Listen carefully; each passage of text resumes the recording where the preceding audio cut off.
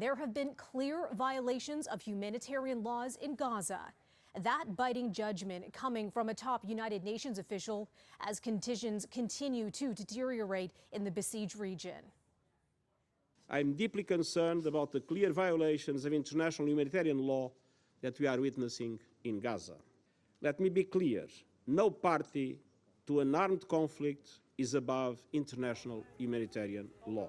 Antonio Guterres citing the alleged use of civilians as human shields and the bombings in southern Gaza that came after the evacuation order was issued. Those accusations not sitting well with everyone. Israel's ambassador to the UN calling on Guterres to resign, even as military leaflets are dropped from the sky warning residents of the impending strikes in the northern valley. This is our land and our great-grandparents' land. We will not give up on it. Even if our blood runs dry, we will not leave, he says. The full-blown war, the result of an invasion that saw more than 1,400 Israelis killed by Hamas gunmen.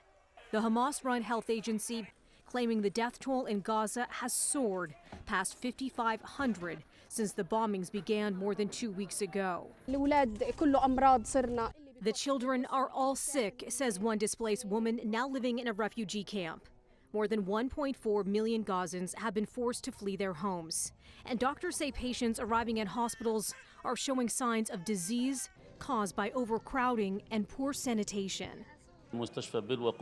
We are almost out of fuel, warns one emergency room doctor.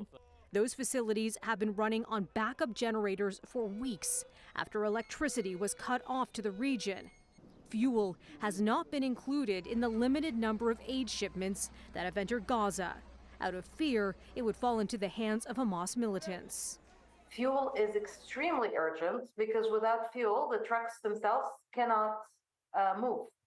Without fuel, the generators cannot produce electricity for hospitals, for bakeries, and for the water desalination plants. Palestinian civilians must be protected. We continue to coordinate closely with Egypt, Israel, and partners across the region, as well as with the United Nations, to build mechanisms that will enable sustained humanitarian assistance to flow to civilians in Gaza, without benefiting Hamas or any other terrorist group. Melissa Duggan, City News.